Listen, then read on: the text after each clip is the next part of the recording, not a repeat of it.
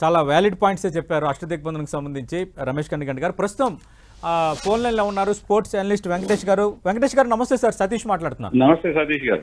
Sir, ఎలా తీసుకోవాలి sir BCI నిర్ణయం? నిన్నటి నుంచి చర్చ జరుగుతోంది, ఈరోజు బీసీఐ నిర్ణయం తీసుకుంది. పాకిస్తాన్తో ఇక మ్యాచ్లు ఉండవని ప్రకటించారు. ఇది ఎప్పటి వరకు మనం ఎక్స్పెక్ట్ చేయొచ్చు? దీని ఇంపాక్ట్ ఎలా ఉండబోతోంది? అయితే ఇది కొత్తగా తీసుకున్న నిర్ణయంలా నాకు అనిపించలేదు సార్. ఎందుకంటే మనం ఆల్రెడీ 2006-07 లో అనుకుంటా మనం ఆఖరిసారి పాకిస్తాన్ తో ఒక ద్వైపాక్షిక సిరీస్ ఆడాం. ఆ తర్వాత కేవలం ఐసీసీ టోర్నమెంట్స్ లో multilateral tournaments like Asia cup లాంటి చోట్ల మాత్రమే మనం పాకిస్తాన్ తో ఆడుతున్నాం. అది కూడా తటస్థ వేదికల మీద ఆడుతున్నాం. ఒకవేళ పాకిస్తాన్ కనుక హోస్ట్ గా ఉంటే, మనం రీసెంట్ గా ఛాంపియన్స్ ట్రోఫీ చూసాం, పాకిస్తాన్ హోస్ట్ గా ఉంటే పాకిస్తాన్ వెళ్లకుండా ఆ మ్యాచ్లు దుబాయ్కి మార్చుకొని మనం దుబాయ్లో ఆడటం జరిగింది. సో ఇప్పుడు కూడా ఇప్పుడు కొత్తగా తీసుకున్న నిర్ణయమే కాదు. అయితే ఇది ఎప్పుడు ఓపెన్ గా చెప్పలేదు ఇండియా, మేము బయలేటర్లు ఆడకపోవని చెప్పి. ఇప్పుడు ఏంటి, పూర్తిగా సంబంధాలు కట్ చేసుకున్నామని చెప్పారు. ప్రధానంగా ఉద్దేశం ఏంటంటే పాకిస్తాన్ తో మనం మ్యాచ్లు ఆడితే దాని ద్వారా వచ్చే ఆదాయాన్ని మళ్ళీ ఈ టెర్రరిస్ట్ యాక్టివిటీస్ కి మరలిస్తారు.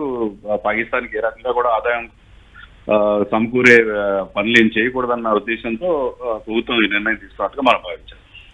సార్, ఇంకా రాబోతున్న రోజుల్లో ఏ సిరీస్లు ఉన్నాయి సార్? దీని ఇంపాక్ట్ పాకిస్తాన్ పై ఎలా ఉండబోతుంది? పాకిస్తాన్ క్రికెట్ కంట్రోల్ బోర్డుపై ఎలా ఉండబోతుంది? అంటే నెక్స్ట్ ఇయర్ మనం ఇండియాలో ఐసీసీ T20 వరల్డ్ కప్ నిర్వహించబోతున్నాం. దాంట్లో పాకిస్తాన్ మనం అంటే ఇప్పుడున్న ఒప్పందం ప్రకారం అంటే పాకిస్తాన్ మ్యాచ్ తటస్థ వేదిక మీద జరగాలి. అప్పుడు మరి ఆడతారో లేదో చూడాలి. బహుశా ఇక మీదట మనం ఇన్ని రోజులు ఐసీసీ ఏం చేస్తున్నారంటే ఇండియాని పాకిస్తాన్ ఒకటే గ్రూప్ లో పెడుతున్నారు. దానివల్ల ఇండియా పాకిస్తాన్ మ్యాచ్ ఖచ్చితంగా జరగడం, దాని అది ఒక పెద్ద మనీ స్పిన్నర్ గా మారడం అనేది మనం చూసాం. బహుశా ఇన్ ఫ్యూచర్ లో ఆ ఇద్దరిని ఒకే గ్రూప్ లో పెట్టకుండా పాకిస్తాన్ తో మనకి ఐసీసీ టోర్నమెంట్ లో కూడా వీలైనంత వరకు వాళ్ళు ఫేస్ టు ఫేస్ మ్యాచ్ ఆడే ఒక సిచ్యుయేషన్ లేకుండా ఇండియా ప్రయత్నించే అవకాశం. అంటే లీగ్ మ్యాచ్ల్లో ఒకవేళ మీరు అన్నట్టుగా చేస్తే లీగ్ మ్యాచ్లు ఎదురు కాకపోవచ్చు, కానీ మళ్ళీ సెమీఫైనల్స్ లో ఎక్కడో ఎదురయ్యే ఛాన్సెస్ ఉంటాయి కదా? అది ఉంటాయి, డెఫినెట్ గా ఉంటాయి. అప్పుడు అక్కడ డెసిషన్ తీసుకుంటారు, they will take the call at that point అని అనుకోవాలి.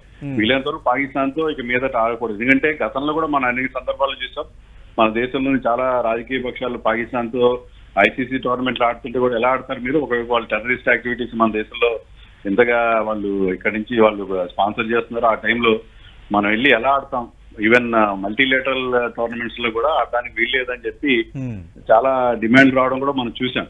సో ఈ ప్రస్తుతానికైతే ఈ గ్రూపింగ్ అనేది మనం ఇటీవల కాలంలో అది వరల్డ్ కప్ కానివ్వండి, ఛాంపియన్స్ ట్రోఫీ కానీ ఏది జరిగినా కూడా ఇద్దరిని ఒకటే గ్రూప్ లో పెట్టి, ఎందుకంటే దానికి వచ్చినంత రెవెన్యూ దేనికి రాదు. ఐసీసీ ఆ రకమైన ఒక ఏర్పాటు చేయడం చూసాం. భవిష్యత్తులో అలాంటిది ఉండకపోవచ్చు. అంటే ఈ తటస్థ వేదికలపైన ఆడటం అంటే మళ్ళీ పాకిస్తాన్తో ఆడటమే. అసలు పాకిస్తాన్తో ఆడొద్దు అనేది ఎక్కువ మంది కోరుకుంటుంది, అది ఎక్స్పెక్ట్ చేయొచ్చా? అదే పాకిస్తాన్ తో ఏ రకంగా కూడా ఎలాంటి సిచ్యుయేషన్ లో కూడా పాకిస్తాన్ తో తలపడకూడదనే మనం అనుకోవాలి. ఎందుకంటే గతంలో ఇండియాకి ఇలాంటి ఎక్స్పీరియన్స్ ఉంది. సౌత్ ఆఫ్రికా వర్ణ వివక్ష అపార్థైడ్ సిస్టమ్ పాటిస్తున్నప్పుడు మనం ఒకసారి డేవిస్ కప్ లో ఫైనల్కి వెళ్ళాం టెన్నిస్ లో.